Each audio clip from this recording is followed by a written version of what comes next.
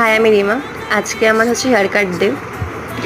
সেরকম ব্যাপার না, ব্যাপারটা হচ্ছে যে আমি অনেক দিন ধরেই চুলটা একটু নিচে থেকে রাফ হয়ে গেছে। এবার আমি না দিদির কাছে চুলটা কাটি, কারণ ও এত মানে আমার ওর হাতের কাটাটা বেশ ভালোই লাগে, চুলটা যে কাটে। সেজন্য ওর জন্য ওয়েট করছি, কারণ গরমের ছুটি পড়ে গেছে, দিদিও আর আসছে না। তো আজকে এসেছে।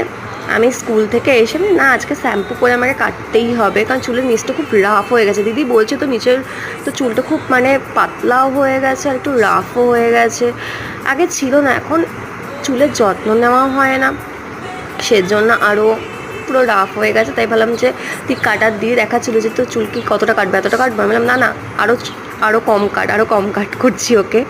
কিন্তু মানে বেশি কাটতে আমি চাই না, আগে প্রচুর কাটতাম, এখন আমি না একটু থাকুক, কারণ এমনিতে তো সব চুল উঠেই যাচ্ছে আর আছেই বা কি।